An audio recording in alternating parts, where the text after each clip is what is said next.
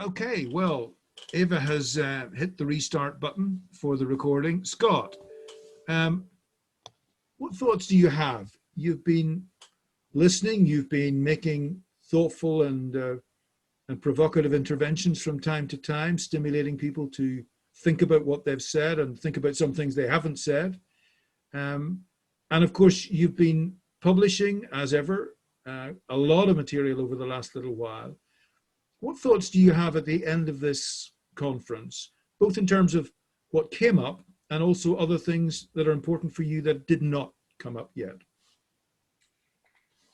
Well, I think the general sentiment I felt among the participants was, um, well, things aren't that great. COVID is perhaps making them worse. We don't know if it represents an indelible historical dividing line like the Black Death did in the 14th century. But right now, we have two choices. This is what I've sort of been hearing. One, and they can be complementary. One is to try to convince governments to move in the direction of greater cooperation, and the other is to empower local groups to push governments and societies towards greater cooperation to offset the centripetal forces that COVID is not only riding piggyback on, but actually powering in terms of the socio-political fractures and dividing lines in the world today. The sense I had was, are we going to move towards what Steve called a virtuous path and cycle, or are we going to continue down a vicious path or cycle? And what I heard from people like Richard Kaplan and Ferguson was that locally, COVID has provided and has demonstrated opportunities for cooperation. We're no longer in the 14th century where a lack of technological ingenuity resulted in what Francis Guy de Chauliac called a world where fathers did not visit sons, nor sons their fathers, where charity was dead and hope was prostrate. We're not at that. But even on the Palestinian case, I see that as rather transitory. Now, I'm no astrologist. I have no idea how this is going to play out any more than anyone had an idea how the plague was going to play out. In fact, the plague resulted in pretty much the dismantlement of feudalism and the rise of modern societies. And all in all, we might say that that was a positive development. No one would have predicted this in 1348 or when the plague came back in 1361. And the World Bank study suggests that these types of crises, like the fiscal crisis since 2007 and the COVID, which has hit the tail end of it, can lead to liberal reforms and create wealth and reduce inequality. These seem to be possibilities, but from what I've heard, again, in terms of the talks, I am not terribly optimistic. I think the effects of climate change will likely spur more pandemics, and the world economy will continue to be pulled down. More people will suffer and die. The poor and vulnerable will suffer more, as they do in disasters routinely and beyond public attention. And the strong will attempt successfully to become stronger. Whether they will manage to be so in the long run, we can't tell, but certainly in the short and near run, authoritarian systems will increase in power and in number, and we see this around the world. Censorship in China and elsewhere has fed the pandemic. And following China's example, Thailand, Cambodia, Venezuela, Bangladesh, Turkey have imprisoned journalists, opposition activities, healthcare workers, prevented demonstrations, political expression. And of course, the free media is not an antidote, as we see well in the United States, where there is no longer an anchor or a reference point for what is fact and what is fiction.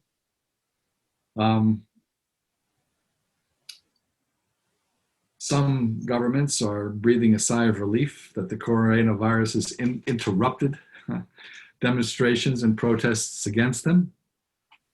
And other governments are using the coronavirus to enhance digital surveillance around the world.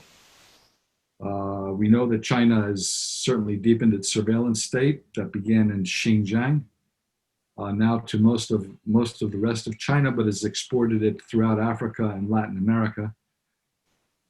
And as I said, we get the feeling, as Sandeep raised yesterday, talking about Trump's speech at the UN, that the multilateral world still exists, as Richard said, but it's realigning in ways that are not terribly promising. So the United States is now isolated. For some people, that's a good thing, self-isolated, as President Rouhani had humiliatingly self-isolated, while at least an alliance of convenience has been strengthened between China and Russia. Clearly, that was clear yesterday in the intervention of Xi Jinping. And Europe itself is left to its own devices. Those devices have been severely weakened by Brexit. One of the things that Brexit did was create a sense among the other countries of the European Union that Europe is not as solid as they thought it was, and they are increasing looking out for bilateral ties, both in trade, in terms of economic trade and political alliances. While Latin America has been left in the lurch by everyone, they do have some institutional advantages in being allied more or less with Europe and to a degree with the United States, although China has been quite successful and Russia at trying to drive wedges. And Africa, which fortunately has not been as hard hit, as you mentioned, as we thought by the coronavirus, still left to its own devices. No one knows what's going to happen there. Certainly the world is not looking to Africa to drive the future. One of the things that's different, of course, from the Black Death is, as Steve mentioned, there's a surplus of labor because of COVID, and the workers' plights are probably going to worsen. Whereas with the Black Death, it was quite the opposite. There weren't enough workers because 40 to 60% of the population died in Europe, so that protections for laborers and demand for labor increased significantly, and that helped, again, fuel the development of the modern era. Every society must fulfill three essential functions to survive and endure. Subsistence,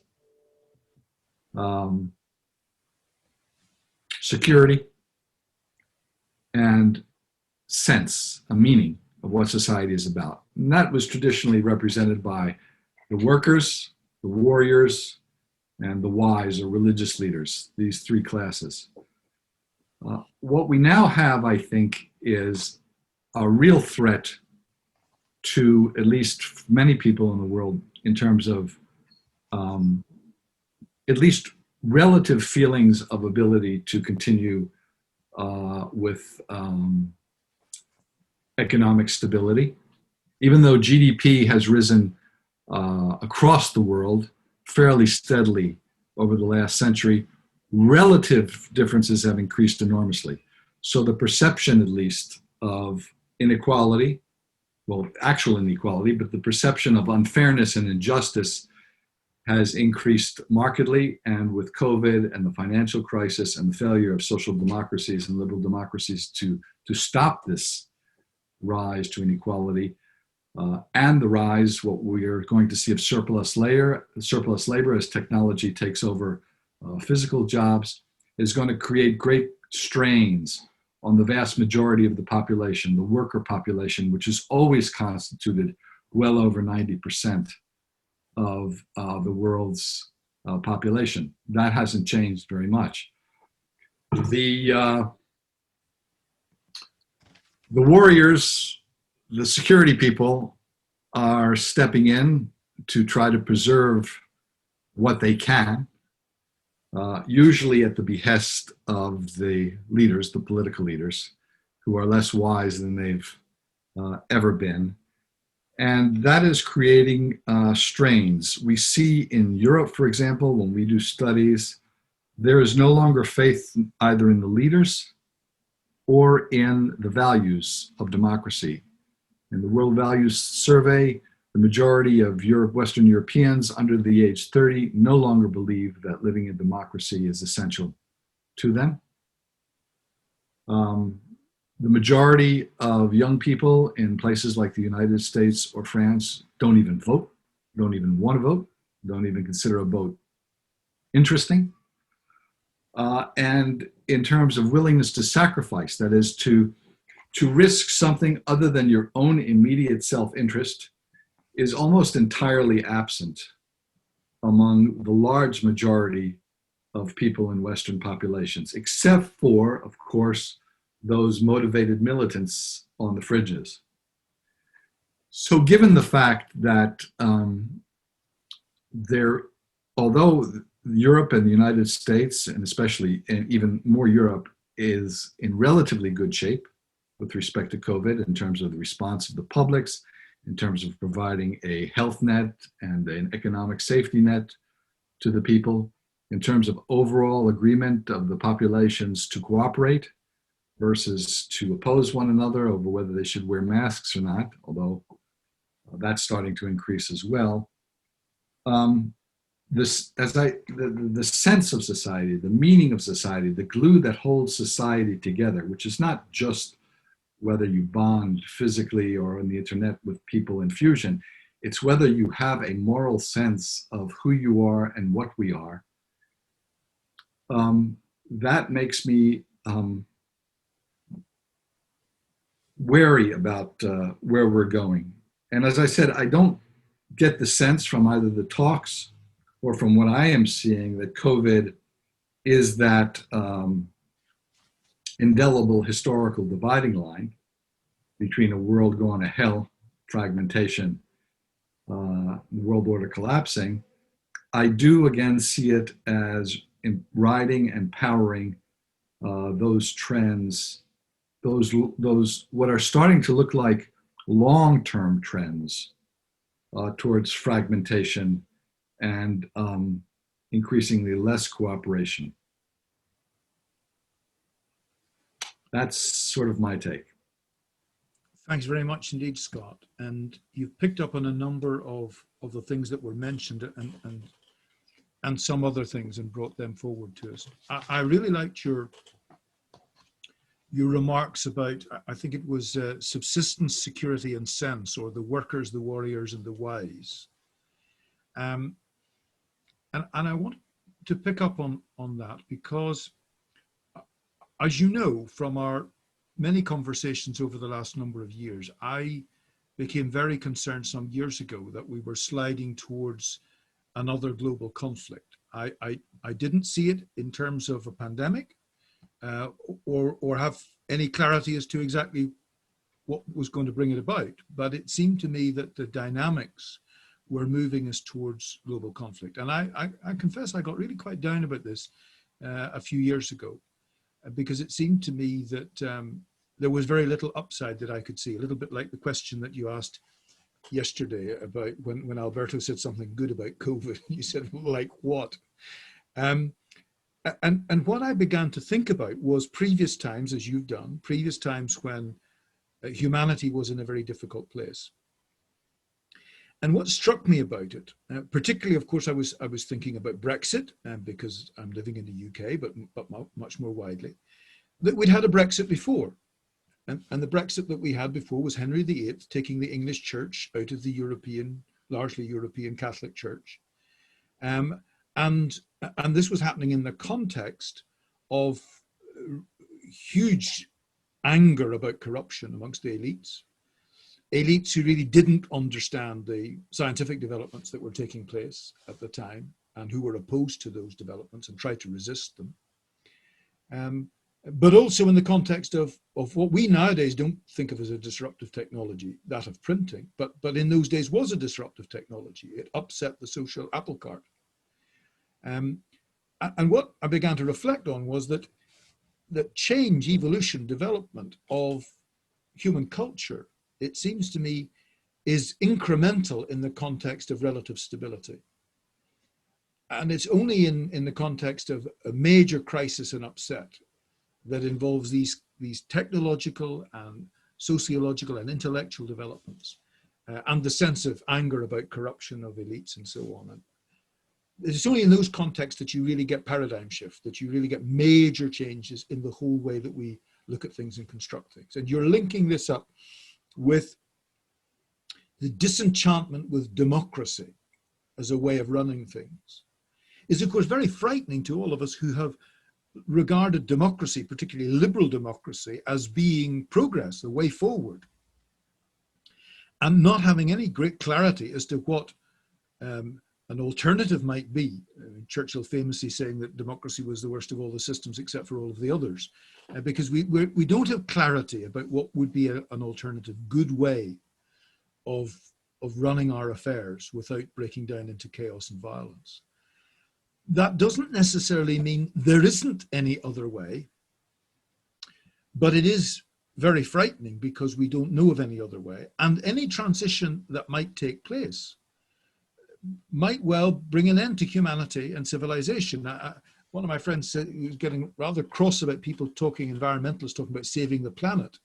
And he said, the planet will survive. The planet is not the problem. The question is whether civilization survives, human civilization. And that is the issue. And language is important. It's important that we begin to speak about the environmental challenge as one for the survival of human civilization rather than the survival of the planet. There are also lots of other elements of our environment that are suffering and will suffer, the animal kingdom being one. But nevertheless, we should talk more clearly and precisely about the problem. Otherwise, we'll not understand what we're facing.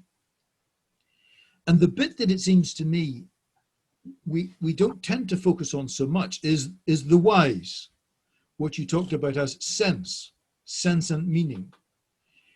And in a way, the Enlightenment created a problem for us there because it helped us to focus on some practical things, on science and scientific development, but it carved off the question of sense and meaning and wisdom and said that's a private matter.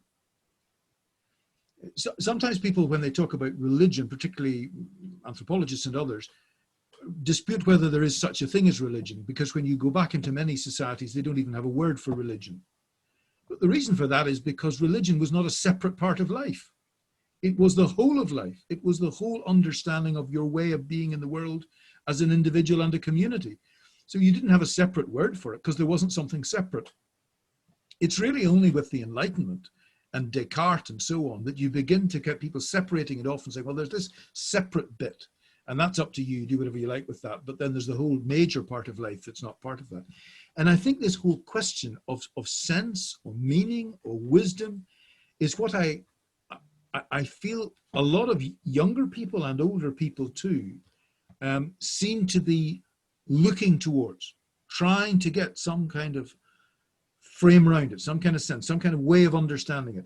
And within that, we have a further dilemma, which is between the individual and the community. In a way, when I've been talking about the survival of humanity, I'm talking about, big things, big changes. It may be that, millions of people die, but that doesn't mean that humanity disappears or civilization necessarily disappears. But of course, as people from a liberal democratic background, every individual is significant and important. How do we hold these two dimensions of things together? And so there is a struggle, there is a difficulty, there is a complexity to understanding all of this in the real meaning of the word. And so I absolutely take the way you flag up these challenges and difficulties. The one other comment I would make is that our friend Dominic Johnson from Oxford has just published a book where it's published by, I think it's Princeton University Press, came out a couple of weeks ago. And what he looks at is the fact that since the Enlightenment, we have assumed that rationality was the best way of getting a good outcome. And that all the other kind of cognitive disturbances that we associate with emotionalism and all of these kinds of things were something that were a disadvantage that you had to manage. He said, but the reality is, if you look at some things, it was the very fact that people were not entirely rational that brought them success.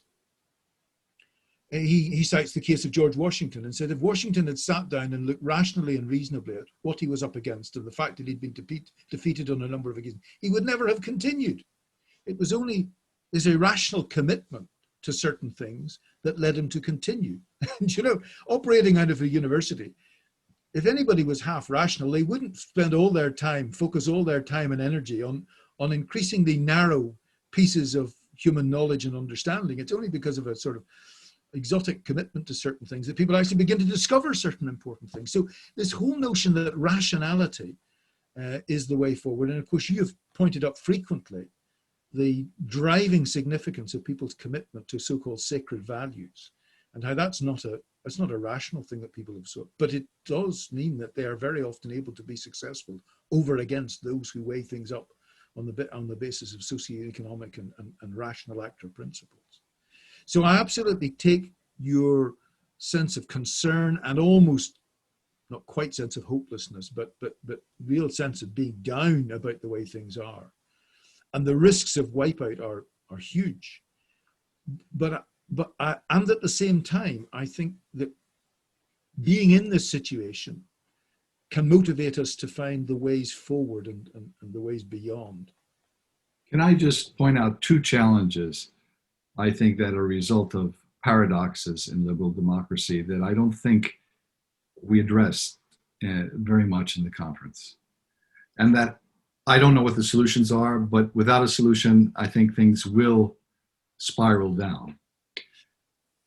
Liberal democracies have been able to convince almost every country in the world, the peoples of every country in the world, at least in principle, that equality and justice for all is a universal moral good, and that society should aim at that. There are a few societies which go against it, but more or less, at least in principle, almost all the countries that are members of the United Nations believe that to be true. They actually signed off on it to become members of the United Nations. And those, of course, are liberal democratic values in the UN Charter. But what liberal democracies have not been able to do is prevent the widening gap between those who have great wealth and power and those who have relatively little wealth and power. And as I said before, it's not absolute levels. It's not that we have better water, we have better health, we have longer lifespans that are triggers for revolution. It is the perception of relative differences, which sparked the French Revolution, for example, or even the Russian Revolution, or even the Iranian Revolution.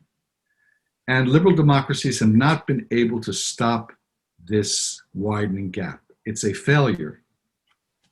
And we see that with COVID because, as I said, nearly $1 trillion has been gained by the Western billionaires, just in the last 7 months of the COVID crisis. While for the rest of the population, there is great crisis in terms of jobs, in terms of availability to healthcare in places like the United States, and those problems have not been solved. On the world stage, these same problems are apparent with the leaders today, whether it be Belarus or Thailand, or you can pick your countries almost at random. I think the second paradox of democracies is just escaped my mind. Let me pick up on that one, if I may, Scott, and then perhaps you can come back to the second one, because I agree with you. I think that clearly liberal democracies have not been able to deliver satisfactorily. And there's no doubt that this business of equality and justice for all have been presented as the key requirements. And the equality one, it seems to me, is a fundamental problem. Because the notion that people are or ever will be equal is, it seems to me, manifest nonsense. We're not equal. We don't have equal abilities. I don't care how much time I had spent trying to become a sportsman. I was never ever going to succeed. I just don't have those capacities. And it's not a question of whether I had the chances or the education or whatever. It wasn't going to happen. That's not the person I am, because we are not genetically all the same. And this pretense that we are all exactly, we're not all the same. It's just nonsense. So it seems to me that in a way, the statement of equality, and then sometimes it gets, well, it's actually equality before the law, but that isn't how people in reality understand equality at all. It seems to me it's a false prospectus. It's pretending to people that you can deliver something that simply cannot be delivered. And I think that we need to replace the word equality and the notion of equality with that of fairness. Because there are some people who need more of a hand up because in reality, they have greater difficulties of various kinds. Some of them before they were born and some of them since they were born. And it's not a question of them being treated equally, but it is a question of whether or not you're prepared to treat them fairly. Now, one of the problems people raise is, but it's very difficult to define what you mean by fairness. Well, of course, that's true, but that's only a problem if you want to try to legally regulate everything. If, on the other hand, you're prepared to deal with people on the basis of relationships, then it's always problematic. Life is. But that doesn't mean it's not possible to do it. And often people have a sense of fairness that goes beyond regulation, legality, and those kinds of principles. So I think you're right, liberal democracy hasn't delivered on the thing, one of the central things which it suggested it could deliver on, which was equality. And people have become increasingly disenchanted. But that doesn't mean that we shouldn't be trying to find a different kind of principle or set of principles on which we can build a better society and better relationships. And it seems to me fairness may be a better way of thinking about things than equality. We'll see how that plays out with the availability of the vaccine. I do remember now the second paradox of democracy, Excellent. Which is newer and perhaps greater in effect than the first. The idea of freedom of speech, of mutual tolerance, and of deliberation leading to democratic consensus have been foundations of liberal democracy since the 18th century, since the Enlightenment, as you pointed out. As long as the elites were able to say, in this domain, we let, for example, in the domain of law, we let reason prevail, reason and facts. And in the domain of our technology and our commerce, we let reason and science prevail. And we give privileged place to that. And in the exchange of opinions that will allow for the reasonable deliberation among our population, we will ensure a modicum of education so they understand what reason is and what facts are. And the more we allow diverse opinions to be battered around, the greater the possibility that consensus will be reached. For this reason, for example, when James Madison and Alexander Hamilton were battering out what the Constitution should look like, they argued that factions were going to be the worst possible outcome of democracy, and they were inevitable unless they forced people to be reasonable and deliberative. And so they set up the city of Washington to actually pull people away from their homes so they couldn't go back to their homes and be subject to the prejudices and passions of their local constituency. They were going to put them in a new building where they were forced to sit together and debate until they came up with a solution. Of course, all of that has been abrogated by the internet, where that's no longer irrelevant at all. But what's worse about the advent of the internet, as I said, up till now, the great platforms, whether they be Twitter or Reddit or Instagram or Facebook, optimize algorithms that produce arguments that lead to more arguments, namely division and polarization. That's just a part of it. There are studies among people in Facebook who point that out. And that the elite control over what the agenda has been in liberal democracy, namely at least a modicum of standards in terms of what is a fact, what is truth and falsehood, what is reason, logical and not, have basically been left by the wayside. And the result is there's no more elite control. The New York Times is no longer the source of the standard source of news of the United States, which it was up till about 15 years ago. It's just another player now, and an increasingly less convincing player and less influential player in the population at large. And voices that had been absolutely marginal and based on things, premises quite opposed to reason and fact and deliberation, are taking center stage. So we no longer know what it actually means to have a free press, what it means to have reasonable deliberation, as you have, for example, in the House of Commons or in the House of Lords, or we once had in the Congress of the United States. That has been lost. And in the absence of that, trying to figure out a way forward in terms of consolidating people's commitments to the values, as was done in previous crises of liberal democracies like World War II or World War I or the Civil Wars, seems to now being denied us because of that. So the question is, what do you do about this explosion of information and access to the means of persuasion?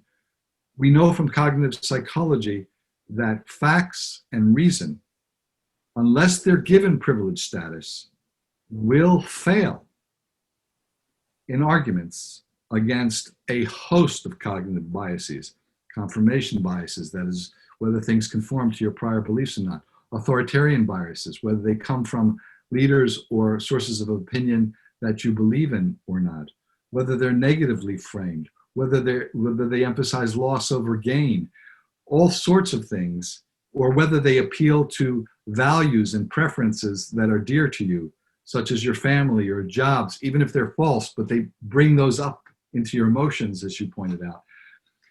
Again, unless facts and truth and coherence, logical coherence, are privileged, and they were privileged by the elites of liberal democracies and are now no longer as privileged, and perhaps not longer privileged at all, it is difficult to see what liberal democracy is going to do to maintain sense. I think that's absolutely right. And in a way, it comes about because of a fundamental illusion of the Enlightenment and the elites. And that illusion was that if people were given sufficient education, opportunity, comfort, and so on, that they would be ruled by rationality. Maybe you had to put them in certain contexts, like you describe Washington being the American founders of the Constitution being brought away from their communities, families, people, and so on, and kind of not quite locked in a room, but being brought away. Something that's often done in peace processes and is usually ultimately unhelpful, because if you bring people away from their community, then they can't lead their community, they become divorced from them. But the important point is that this notion that rationality would win out has been demonstrated to not be true. That humanity has a rational element, but it is not overwhelmingly rational. And the non-rational component is not something that we can either dismiss or educate people out of or control for. If we're going to find a successful way forward, we have to take account of the fact that we are not simply rational. Now, maybe this will lead to our complete destruction. That would certainly be the view of many people from a kind of Enlightenment perspective. Or maybe it means that we come to some further understanding of things, something that takes us beyond our current understanding. But it does seem to, and as I say, part of it is the seeds of democracy's destruction are in the very notion on which it was founded, which is that everybody has the chance, everybody can say what they think, everybody can say what they feel, what they would like to, how they would like to vote, but ultimately they will all do it on a rational, reasonable basis, which will be in everybody's best socio-economic interest. It's clear that that is not the case. In a way, Isaiah Berlin was struggling with that question in the 1950s and 1960s when he wrote his paper about the two understandings or concepts of liberty and so on. Because what he said was, the assumption that reasonable people will come to the same conclusion about what is good is mistaken. There is no single concept of the good. Therefore, unless one is going to triumph over the other, we have to construct a society that is pluralist, which is not the same as multicultural. And it's not the same as simply saying anything goes, but pluralist. And one of the difficulties in a way is that people on the left, progressives if you like, have been so convinced about the rectitude of their position that they have ruled out of order positions which were on the right, to which the right has responded and said, well, if you think you can rule us out, we're going to rule you out. And it becomes back to a fight of who has more power with whatever technologies are available. So I think you're absolutely right that these are the two key paradoxes and extremely important. And whether we will be able to find our way through them or not, I'm not hopeless about. I do see possibilities, but it's extremely difficult, challenging, and dangerous. You want to pick up? Before we open this up, I would like to just read a paragraph from a one-page review of Mein Kampf by one of the world's great progressives, George Orwell. It was written in 1940, and it goes, Mr. Hitler has grasped the falsity of the hedonistic attitude to his life. Nearly all Western thought since the last war, certainly all progressive thought, has assumed tacitly that human beings desire nothing beyond ease, security, and avoidance of pain. In such a view of life, there is no room, for instance, for patriotism and the military virtues. The socialist who finds his children playing with soldiers is usually upset, but he is never able to think of a substitute for the tin soldiers. Tin pacifists somehow won't do. Hitler, because in his own joyless mind, he feels it with exceptional strength, knows that human beings don't only want comfort, safety, short working hours, hygiene, birth control, and in general common sense. They also, at least intermittently, want struggle and self-sacrifice, not to mention drums, flags, and loyalty parades. However they may be as economic theories, fascism and Nazism are psychologically far sounder than any hedonistic conception of life. The same is probably true of Stalin's militarized version of socialism. All three of the great dictators have enhanced their power by imposing intolerable burdens on their peoples, whereas socialism and even capitalism in a more grudging way have said, I will offer you a good time. Hitler has said to them, I offer you struggle, danger, and death. And as a result, a whole nation flings itself at his feet. Perhaps later on they will get sick of it and change their minds, as at the end of the last war. After a few years of slaughter and starvation, greatest happiness of the greatest number is a good slogan, but at this moment, better an end with horror than a horror without an end is the winner. Now that we are fighting against the man who coined it, we ought not to underrate its emotional appeal. I think we're at a very similar point.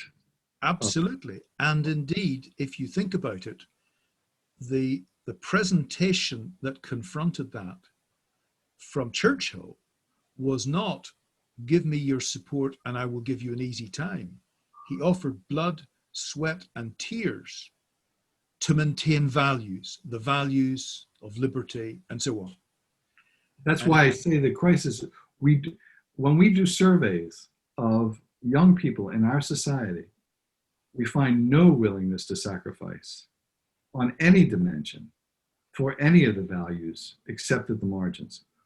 We find much more, for example, among marginalized youth in the Maghreb or in the Middle East to join this or that political movement. And but you see, in a way, that's partly perhaps because we have trained our young people to think like that. You know, if your young people want to settle down and have a sensible life and enjoy themselves and have enough money and this and that and the other, then we say that's very good.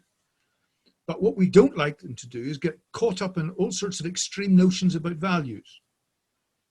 It's like when Trump said, you know, when he visited Arlington Cemetery, I don't get it. These Yes. guys are all losers. Yeah, exactly. What was in it for them? Exactly. But that is the leader of the free world right now. That's right. So there is a really important issue about values. And it's not something that we've talked a lot about in these sessions, although I know that some of our colleagues, I see Sherto Gill is with us today, and Sherto and her colleagues in Spirit of Humanity have tried to pick up on these kinds of things, and a number of other colleagues have too. So maybe let's open things up a little bit, and we've had a whole series of comments in the chat, and I'm not going to try to work my way through them. What I'm just going to do is ask if you'd like to make an intervention. Let's use the thumbs up facility on reactions to flag up that you want to do that, and then just unmute yourself and come in, and let's see if we can have a bit of a conversation that includes as many of us as possible. So who would like to pick up next? Chuck, I can see you there. If you unmute yourself, Chuck. Sorry, I said that was a big thumb. You know, historically, the sort of ebb and flow of democracies, party switch, moving to the right for the left. I mean, that's part of the familiar changes that occur within societies. The problem we face now, and I think this is something, John, you were alluding to, is that we're living in a world of apocalyptic threats because of climate change, and of course, what equally significant, if not more significant, is the constant threat of nuclear weapons and the nuclear threat that hangs over us. And you know, they're sort of twin apocalyptic threats. So we don't have the option to let the world move toward illiberal democracies over the course of the next 75 or 100 years, because that kind of familiar historical alteration of democratic values and values in general is not good. It can't occur in the context of the threats we face. And climate change is like a slow death, and the demands of meeting it and organizing societies are so massive that the idea of letting people have values, you can't. It's not a question of letting people or not letting. They're going to have their own values, but the values are increasingly ones of destruction and death, which is it seems to me the most fundamental dilemma that we face right now in the world. Sundeep and Kurt, you both flagged up that you wanted the floor. Sundeep first and then Kurt. Yeah, what I have to say, it directly follows what Chuck said. But before that, when you talk, John, about a lot of people going on the path of what we might call irrationality, and we have to understand that that is what it would be, and we have to not dismiss it. But what I feel is that those whom we call going on the path of irrationality may be actually following the sense which has been provided to them. So if you think of the followers of Al-Qaeda or even the Hindu right-wing extremists or white supremacists, they think they have a meaning, they have a sense, which has been provided by their collective and by their leadership. So it's irrationality from our point of view, but it's rationality or a sense, as we discussed it today, from their point of view. So it's this sense versus that sense, not necessarily rationality versus irrationality, if you are neutral towards the idea of rationality. But now the problem is, and this is where I think Chuck made a very important point, which has not been repeated often in this conference, is that some people who see a sense in following a path of what you mentioned, quoted Churchill and Scott, quoted from the Orwell's comment of blood, toil, and sweat, and struggle, and whatever that they want to give instead of just a stable life or a good life. Now, these people are finding sense in a kind of a political aggrandization or a kind of a political belief system, which is bringing what we might call alt-right to power in many countries. Now, it's exactly in many of these countries where the alt-right is coming to power on the basis of the sense that is seen by the followers. These are the countries which have got nuclear weapons. And if alt-right take their logic to a certain extreme, they may they may even consider using nuclear weapons. And I don't rule that out at all, sitting where I am sitting. I mean, in the last 15 days, I heard a lot of rhetoric about why we should use nuclear weapons. And this is going on all the time. So if we really come to a stage where the so-called irrationals finding sense, and that sense leading to willingness of struggle and extremes and hardship, and that hardship leading to the use of nuclear weapons, then it's no longer just a threat to civilization, but it may be a threat to through humanity at large. So how do we address that dilemma? Absolutely. And I just want to say one thing, that this dialogue between you and Scott is really a great treat. It's something that I look forward to in every conference. It's fantastic. Thank you very much, both you and Scott. It's fantastic. It's just superb. That's very kind. Thank you very much indeed, Sundeep. So Kurt, and then I notice Yasmin has a thumb up as well. I certainly agree with the last remark of yours, Sundeep. So it's a great formula and very and fascinating. And first of all, I'd like to share, let's say, the rather pessimistic stage in which we are right now. And I share the feeling with John already, indeed, for years, that we are heading to this conflict. And the question is if it's not already going on. If we heard, well, for example, Richard Davis 2 days ago. So it is going on. But what I do not agree with is that democracy is hardly functioning, and that and the analysis of Washington, you see that things are shifting and everything is blurred. I mean, I live in Belgium, where we again still have no government. It's breaking down all the time. But one point that I would like to doubt is actually if our youth is, let's say, lacking the values or let's say the irrational will to fight for our democracy as we know. I mean, in the 30s, if you just look only at Britain, I mean, Churchill was an outsider. I mean, he was warning for Germany all the time. Nobody listened to him. I mean, people were laughing with him all the time.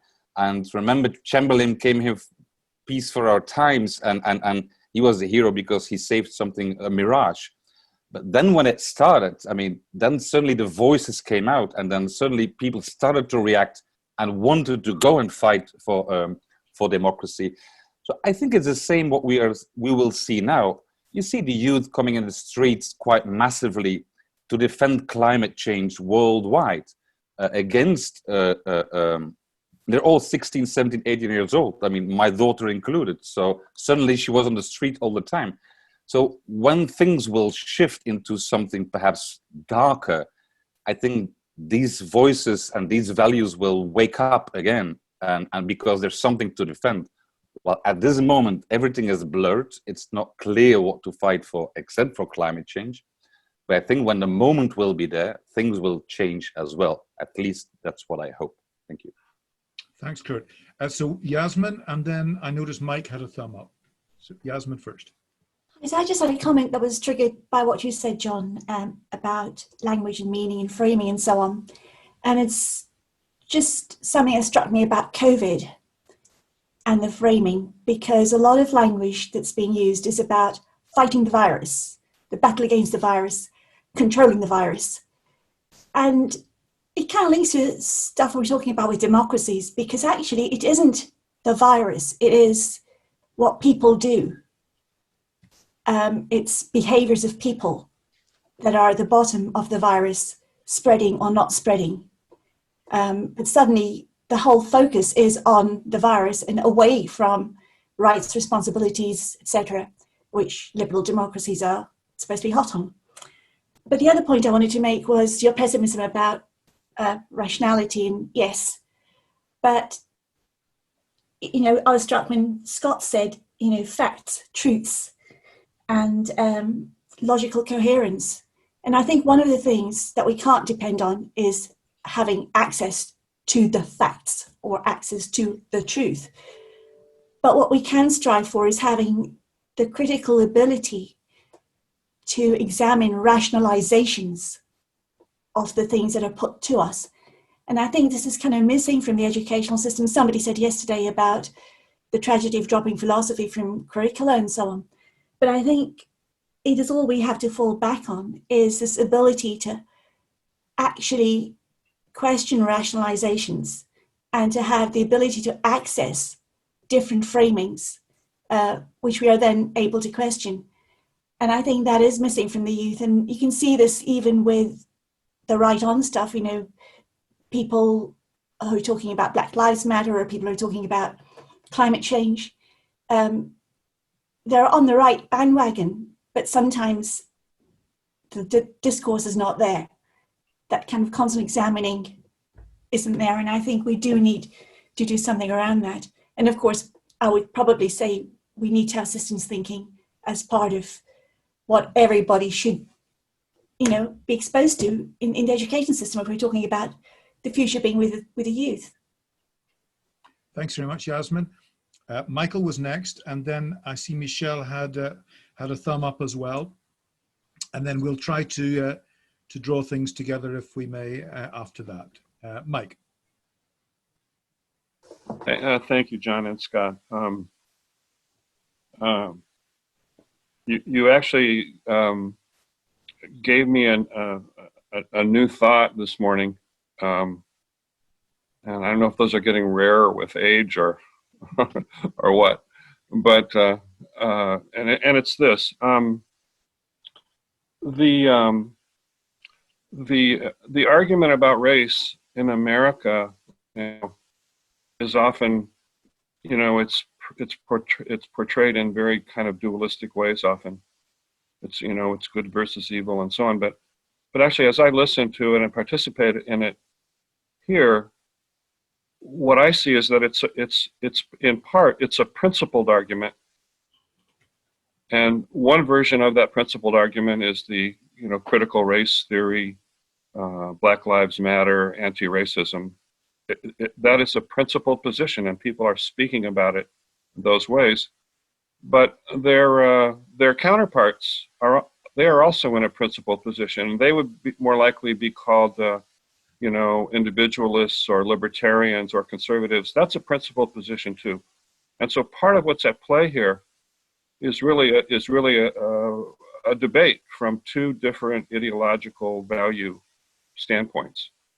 And that's a valuable thing that I'm going to take away from the exchange here. Connected to that, so it's like it's going on two tracks. There's that principled argument, but then there's also this practical work.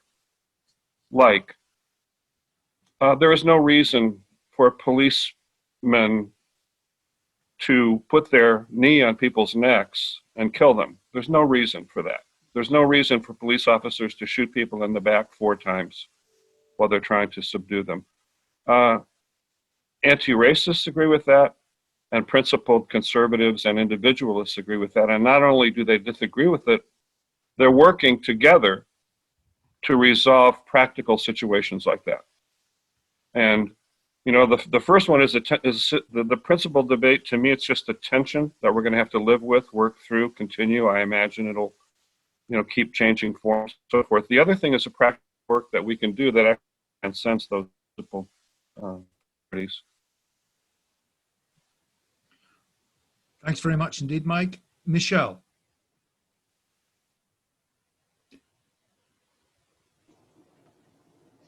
Good morning, everybody. So I have I'm really glad that, Michael, you were just talking about that. I have an example that I use in the work that I do with folks, and as a Tanacha, talking about the values, right? Because we often get told there's these universal values. And so I talk often about the Cree people and the Mohawk people, the Haudenosaunee people, my fathers, and they both, you know, have these cultural constructs and values and et cetera. And so they're invited to a gathering to try to bring some peace. And so for the Cree people, you feed them, they eat everything that's offered because that's their value. You don't waste anything. The Haudenosaunee people, they feed you until you've had enough, right? And yet they're both trying to be respectful within their cultural constructs and boundaries and teachings and values and et cetera, but they haven't had that dialogue. And so the Cree are eating everything that's brought to them and thinking, my God, they're gonna kill us.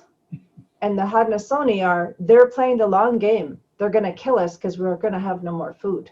We'll have no food to sustain us for the rest of the seasons. And so for me, it's a very, very illustrative story of what happens when we don't have that open dialogue, when we are not of, and I use a Tanacha term here,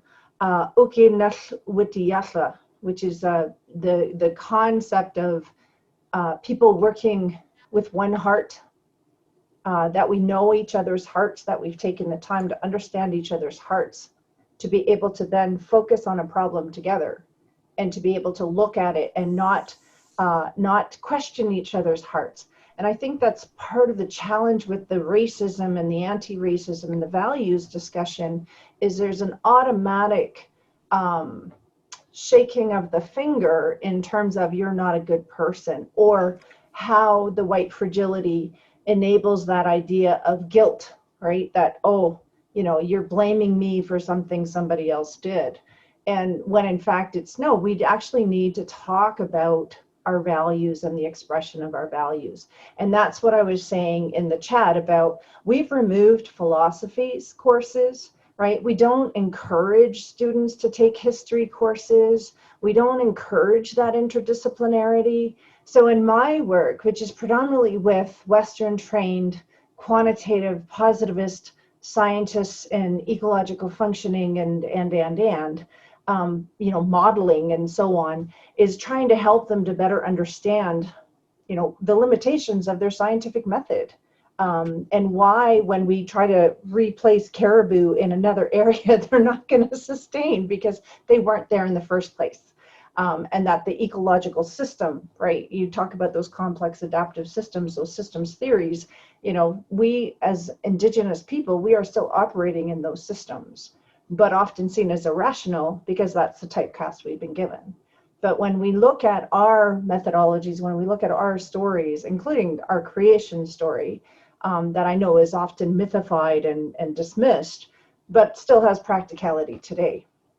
And I think that's part of what's missing from these conversations, is that it is very much a Western democratic narrative that is problematic, right? That's the foundation of trying to resolve the intractable conflict, is there is a conflict. And perhaps that's because the mind and the heart haven't been brought together, nor have, like, and I'm looking at this room right now, and I'm looking at the predominance of women in this room. This Zoom room how many more women than men are in this room right now, and how many voices of women we are hearing. Are we hearing them? Are we having that discussion? Looking at the different frameworks. Our youth today have a completely different framework than we had. Even, myself, I mean, I'm in my 50s now, but, my 17-year-old son, completely different world, completely different framework. And I think what I see in Canada, at least, is that our young people are actually far more active, but not in the systems you are used to. Not in these systems, because these systems are like, whatever, we haven't prepared them for these conversations to be able to participate. My kids always say schooling is about sit down and shut up and listen, not about I want to question what you're saying. I want to challenge what you're saying. I want to provide you what I'm seeing. And so Black Lives Matter, Idle No More in Canada are very youth driven, and the environmental concerns very much youth driven, trying to think about it differently, and seeing that, we might be older than them, but our systems aren't actually supporting health and well-being. They're actually, and they're seeing those divides as well. So why would they do? And it's often something I ask people too, as Indigenous people, why would I assimilate to that system that has all these social issues? I don't know why I would want to do that when we know that we have health and we have well-being, and when we're connected and we have these relationships and then we have these new responsibilities. And so I think that's where the difference is, where, having the honest conversation from the other day is really important, right? To be able to go through that conversation, understand the difference of how we interpret the values, because it's very place-based, right? It's very influenced by our environment, and that's being, coming out in epigenetic work. So I'll leave it at that, because I know other people want to speak, but I could go on and on. But I'm really grateful and thankful to all of you for listening to me, but also for coming in and providing this forum, because it totally helps me with my work in my day-to-day. So Thanks very much. I think we need to probably move towards a close of the session and of the conference. Scott, would you like to pick up on any of the things that have been said, or thoughts that they've brought to your mind? And Michelle, excuse me, I had to leave just at the very end because my son was coming in, one of those new generation people. Well, I'll just go through what comments on what I've heard. Chuck was saying us that we can't allow the liberalism to go forward because the danger is annihilation. I agree, but I'm reminded of Einstein's letter to Freud in 1939, where Einstein realized that Freud was skeptical. Freud realized that Einstein was skeptical about psychoanalytics, but realized also that Einstein was looking for someone who had some insight into the human heart. And Einstein said to Freud, well, the world is going to go to hell. Millions will die, and who knows what will follow if we don't stop it. What is your suggestion? And Freud's response was, we have to let it slide into the abyss and see what comes out of the other end. Now, I'm not for that. All I'm saying is that I agree that we can't allow liberalism to go forward, but for now, I don't see any effective way that will stop it. On Kurt, values will kick in when crises reach the dark point. Perhaps they will. There was enough consensus, I think, at the time in Britain and certainly in the United States, and the fact that security was much more assured than for the continental countries, so that there was at least a possibility for those values to kick in. But if you look at the other democracies, they all collapsed. So again, I'm not all that convinced, although it may happen. About youth. Yes, the hope is with youth. And yes, youth live somewhat in a different world. That really happened, I would say, in the mid-20th century for the first time in human history, where the younger generation, the older generation, no longer could expect the younger generation to repeat what they had done. And ever since, we've been living in a turbulent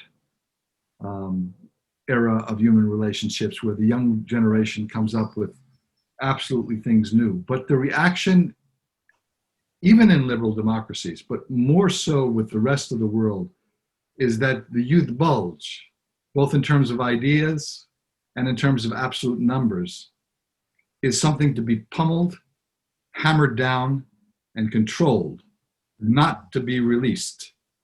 There was a rare exception in the United States and in Canada and in Western Europe after World War II, where the youth bulge became a youth boom, both in terms of creativity and in terms of numbers. But I see a reaction now again against youth. Whether youth will be able to assert its ideas and creativity, this is something that we're hopeful for, but not, again, completely convinced of. And one of the reasons is that climate change is, as you pointed out, one of the overriding values that are mobilizing youth, as is racial equality. But it's not to that dark point that Kurt pointed out, where we know whether it's really going to be effective or not. And climate change is too far in the future to convince most of society, other than the youth, that it is something that they seriously have to deal with in the here and now. Again, discounting is something that humans are really, really, really good at. And on values, yes, we have to deal with values, and we hope we can become mutually tolerant about it. But the reason that John and Harvey and Rich and I set up the Center for the Resolution of Intractable Conflicts was precisely because once values become core parts of identity, of who you are and who I am, it's very, very, very hard to negotiate them. And we still, after years of trying to figure out how to do these in certain conflicts, like the Israeli-Palestine conflict or the Iranian-American conflict, we still haven't found the keys to the kingdom. Values become truly embedded in identities. And it is, and I'll end with this, it is one of the hopeful signs that when we do studies of young people the world over, including the West, they yearn for meaning and for something to sacrifice for. They yearn for it. What we also find is they don't know exactly, not even exactly, they don't know in what someone called this blurred world, I think it was Kurt, what exactly they should sacrifice for and when they should do it. And again, climate change and racial equality are two things that are currently mobilizing youth. Whether it will sustain them and whether it will have echoing effects on the rest of society so that we can restructure in ways that we can have liberal societies go forward. I mean liberal not in the sense of how liberal democracies are set up with all its inequalities, but in the sense I think you all believe in justice and fairness and mutual tolerance. That's something I think maybe we should have as a topic for another conference.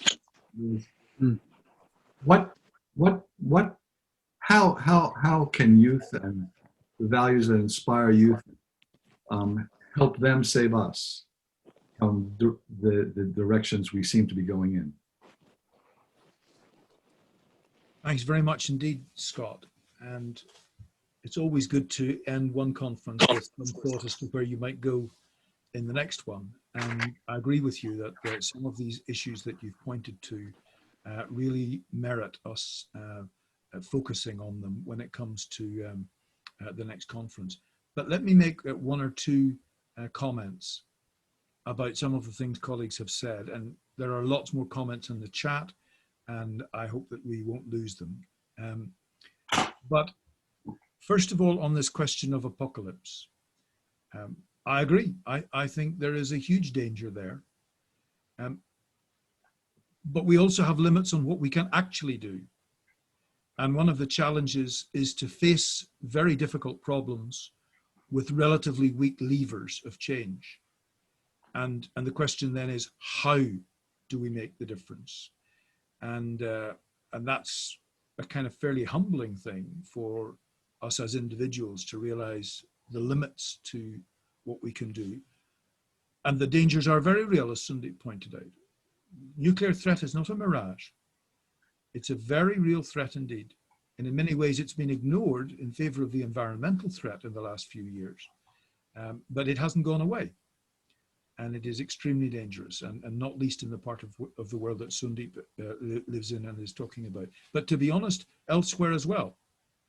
If anything were to happen to Donald Trump and the vice president would take over, he's a much bigger danger in some ways, because he actually believes in Armageddon and that he would be fulfilling the Lord's will to bring it about. Donald Trump might well be persuaded not to do that. I'm not sure whether Mike Pence could be. Yasmin raises this question of language and framing, and I think she's absolutely right. And it's astonishing how even people in the relatively scientific community don't do it. Take the virus. All this talk about social distancing. It's not social distancing we need, it's physical distancing.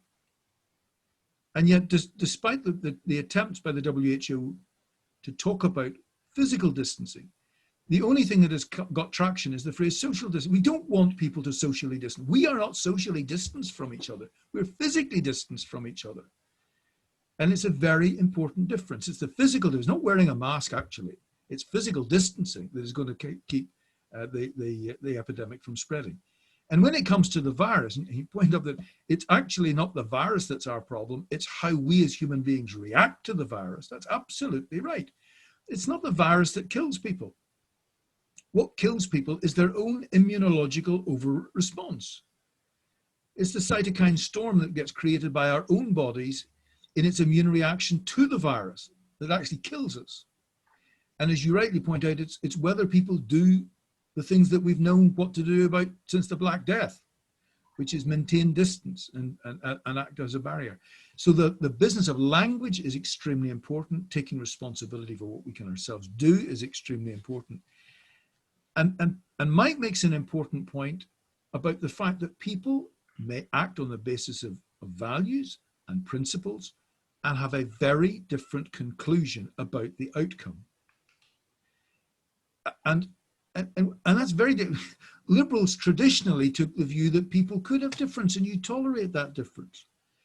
Liberals nowadays say, no, it has to be more than tolerance, but not your view, because your view is a bad view. And the point that Michelle makes is, and I loved her phrase, not questioning each other's hearts. And that's what's tended to happen, is it's not, I disagree with you, it is, you're a bad person. Rather than saying, well, we disagree with each other. Now let's have a conversation and try to understand why it is that we have these differences and accept that we're not at the end of that conversation going to agree. But I've often said in Northern Ireland, our aim was not to find agreement with each other, it was to find how to disagree without killing each other. And so not questioning each other's hearts, I think it's a beautiful phrase and a very important one. One of the great things about the conversations here in Crick is that whatever different perspectives we have, nobody is questioning the other's heart because we know that we're trying to find a better way for ourselves and for humanity to manage to find a way through all of this. I have really enjoyed the conversations. I was very nervous about whether or not this would work, whether we should try it at all, whether perhaps we should just leave it until next year. But I also felt and feel that in an era of fragmentation, chaos, and disruption, the hugely important thing is to maintain connection. And then to maintain connection with others, not only people with a good head, but people with a good heart, because the dynamic is to fragmentation and disruption. And in a very overall way, the most important thing is to maintain connection and network. And there's a lot of things mitigating against it. There are things I've missed a lot. I've missed the kind of serendipitous conversations in the corridors of Harris Manchester, the cups of coffee and the opportunity to just exchange with colleagues. And I very much hope we'll be able to return to that next year, if not before. But I think that, in my sense, we have been able to maintain and sustain something of our continuing work to try to make things better and to develop. And I hope maybe that we can, even as we get together, as I hope we can next year, sustain some of this connection and conversation during the year. And also perhaps we need to find some kind of hybrid way of working next year so that those that are not in a position to travel from such a distance or whatever can still engage in at least part of the conversation and the life of CRIC and of the conferences in Oxford. I'm very grateful to everybody for the time you've given, and some people have got up at very early hours and some people have gone to bed at very late hours in order to accommodate the time differences. A lot of preparation has gone into the material which is being presented, and I thought it's been wonderful. We'll do our best to try to make it available in various kinds of ways afterwards. There have been a lot of things in the chat which we've not been able to pick up on, but I have saved all the chat up until now, and we'll see if we can pick up on some of that, as well as preparing the recordings to be available on YouTube. But finally, I do want to say a big word of thanks also to Eva, who has just quietly, surreptitiously worked away to make everything possible, both in the run-up to this and in the conduct of it. Eva, you know you're a star. Thank you very much indeed for all that you have done and continue to do to make sure that it's possible.